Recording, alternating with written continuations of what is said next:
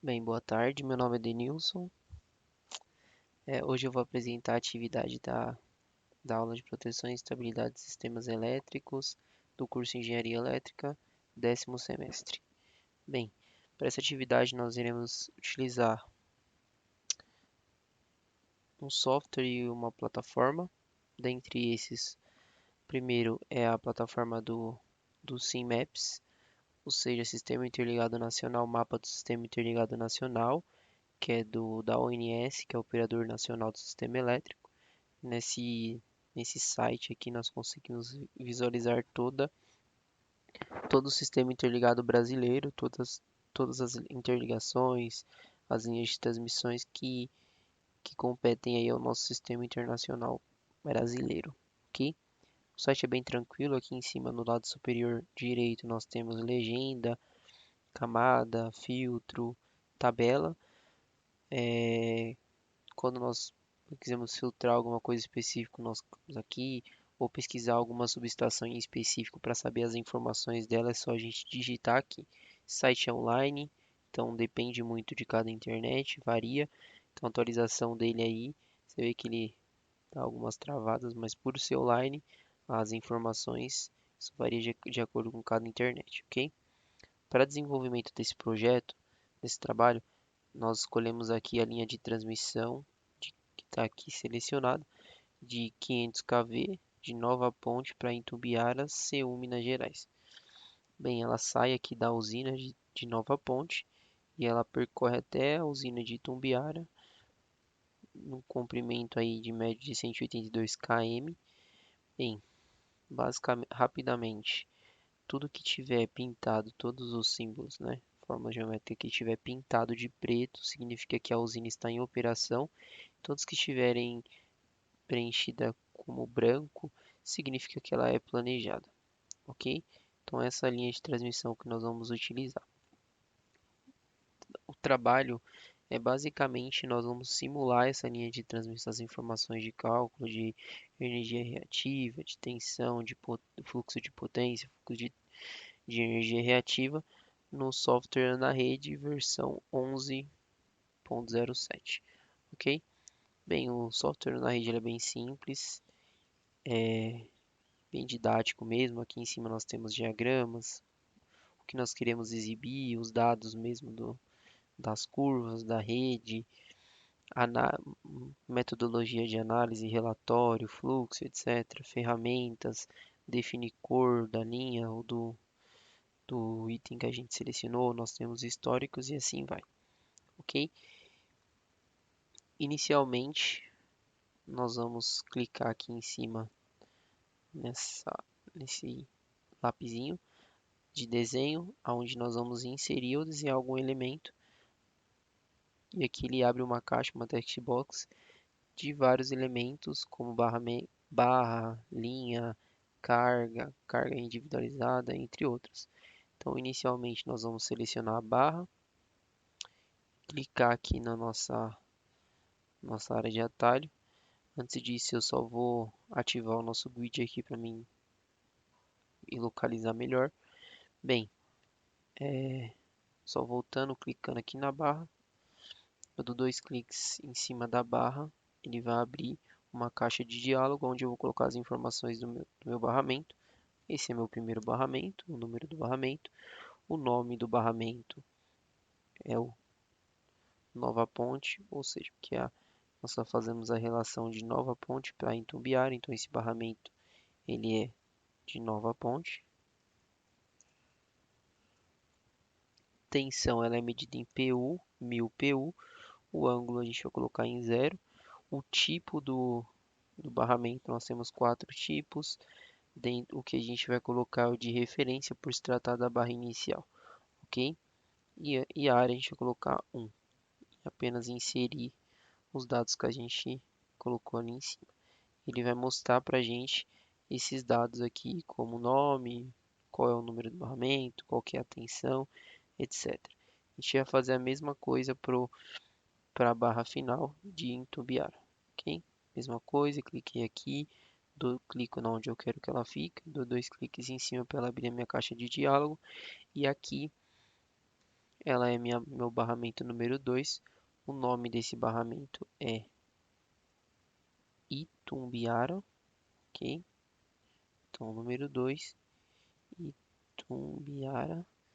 Tensão é a mesma, 1000 PU. O ângulo vai ser o mesmo. O tipo, ela não é mais uma barra de referência, não é a barra inicial.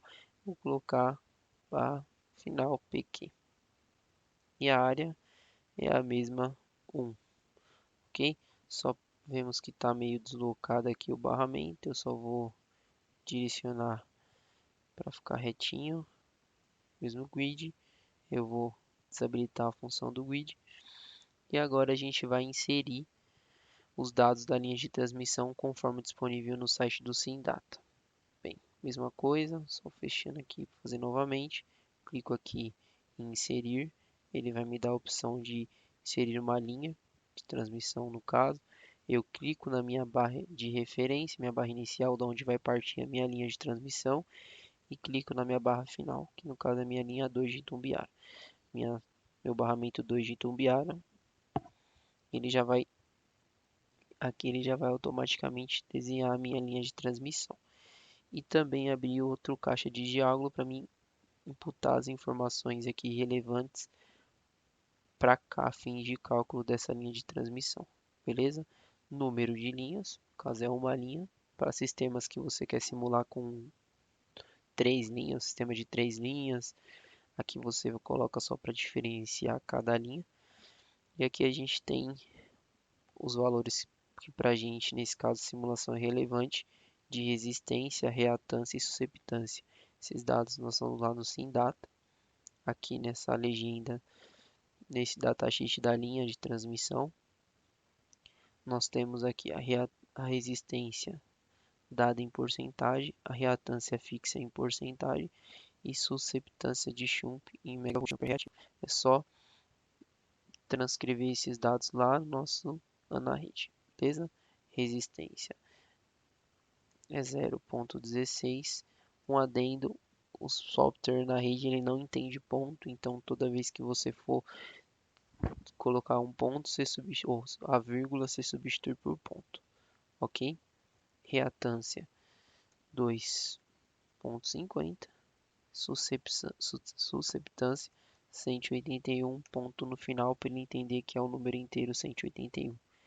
Agora eu vou inserir os dados e automaticamente ele já vai me imputar alguns valores aqui, que é esse valor de energia reativa aqui de ambas as linhas, mas eu não convergi, ou seja, eu não pedi para ele fazer nenhum tipo de cálculo, não usar nenhum tipo de metodologia. Aqui em cima nós conseguimos verificar isso, que é um status do próprio software, onde nós temos a base, que é sem nenhum pedido de convergência, nem de cálculo de metodologia. E depois que você pedir para fazer a metodologia, executar a metodologia, ele vai nos trazer aqui o status convergente ou de erro, de acordo com os dados que a gente imputou, beleza?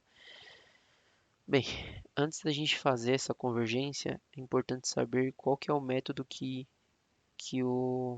está imputado aqui na rede. Como padrão, ele vem um método Newton-Raphson como ativo, e nós devemos alterá-lo, pois esse método ele é muito complexo, porque ele usa matrizes e é uma metodologia que nos levará a valores mínimos de fluxo de potência ativa, fluxo de potência reativa, para a gente aí não seria tão ideal. Mas ele é o método mais complexo que a gente tem aqui no software na rede. Então, inicialmente, nós vamos alterar essa metodologia de cálculo, antes de pedir a convergência, para o método linear LFDC. Depois de converger, eu vou explicar porque a gente escolheu esse método inicialmente.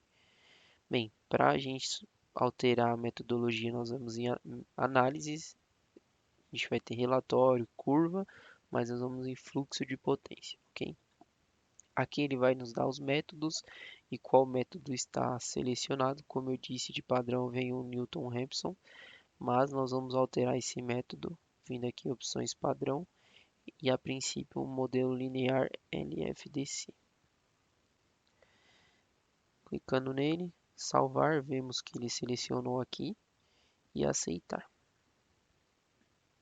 Bem, aqui no lado direito superior, vemos que o sistema ele convergiu, ou seja, as condições iniciais estão adequadas. As condições iniciais, os valores iniciais que nós colocamos estão adequados, perfeito para a fim de cálculo. Contudo, essa metodologia não é precisa, pois não indica para a gente o valor de energia reativa. Inicialmente, nós tínhamos um valor de energia reativa aqui, mas essa metodologia ela não nos traz esse valor de energia reativa. Lembrando que cada metodologia tem uma finalidade específica e essa de linear ela não tem essa finalidade, ok? Automaticamente, quando nós clicamos lá, ele converge e traz um relatório de resultados para a gente, onde nós conseguimos a interação entre as linhas, o erro máximo de megawatt, o erro máximo de megavolt ampere reativo. Para a gente é que ele não indicou. Bem, então nós iremos alterar a metodologia de cálculo, vou fechar o resultado para verificar se nós conseguimos encontrar uma metodologia melhor para indicar o que a gente precisa. A princípio, nós vamos aqui em análise, fluxo de potência, opções, alterar o método para o primeiro aqui desacoplado rápido. Vamos salvar, só aceitar, aqui só arrastar para cá. Está zerado as informações, vamos aceitar. Ele nos trouxe um relatório um pouco mais completo, onde nós conseguimos a interação entre as linhas, linha 1 e linha 2, o erro máximo em megawatt de cada linha, o erro máximo de megavolt ampere de cada linha. Essa metodologia já nos trouxe os valores aqui do erro de megavolt ampere reativo,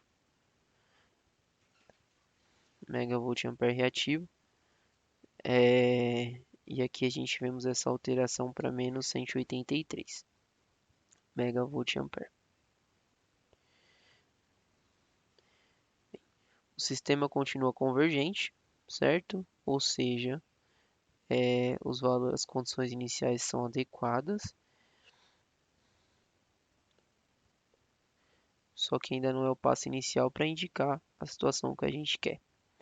Para fazer essa comparação, nós iremos voltar para o método inicial, que é a metodologia de Newton-Raphson, por entender que ela é uma metodologia mais complexa, só para verificar se esse valor de energia megavolt ampere reativo é condizente com aquela outra metodologia. Então, novamente, nós vamos aqui em análise, fluxo de potência, vamos alterar a metodologia para Newton-Raphson,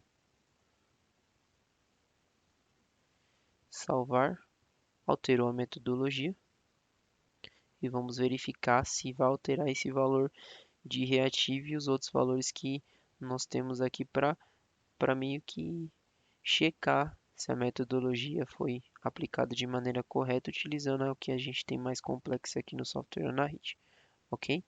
Então eu vou aceitar. Nós vemos que ela nos deu um relatório. Esse relatório já veio um valor de um erro menor. Bem, esse método padrão aqui do Newton-Raphson nos indicou que o fluxo de potência reativa está correto. Você manteve o mesmo valor de fluxo de potência reativa, apesar dele nos mostrar um erro relativamente pequeno de 0,07, que pode ser aceitável para a resolução do fluxo de potência. Então esse erro aqui a gente chega a ser irrelevante para o fluxo de potência. Então ele chega a ser aceitável. A partir de toda essa análise essas simulações que nós realizamos aqui, nós podemos fazer algumas análises importantes desse sistema de transmissão. Inicialmente, a barra de referência contínua crava nos valores ajustados do programa. Ela não alterou, continuou os valores ajustáveis que eu coloquei de tensão em PU. Já a barra 2, por se tratar de uma barra de uma linha média de comprimento de 182 km, ou seja, o comprimento linha de transmissão até a minha barra 2 é de 182 km. Mesmo em vazio sem carga, o módulo de tensão tem que ser maior do que o da fonte. Tensão inicial cravada ficou a mesma que a gente colocou lá no, na caixa de diálogo, que é 1000 PU, só que pela distância relativa de 182 km, a barra 2 ela tem que ser maior, que é o que aconteceu aqui na simulação de 1023 PU, ok? Com relação ao fluxo de potência ativa, a linha tem uma perda baixa de 0,1, um tanto significativa, que é para compensar as perdas de potência na linha em função da resistência em série dessa linha de transmissão, pelo fato da nossa fonte estar contribuindo para alimentar a potência ativa de perda das nossas linhas de transmissão, obrigatoriamente o ângulo da barra de carga tem que ser mais negativo do que a barra da fonte. É o que a gente tem aqui no nosso fluxo de potência ativa. A relação ele tem que ser mais negativo pelo ângulo de distanciamento aí da barra de referência para a barra final. Esse foi o projeto, essas foram as conclusões.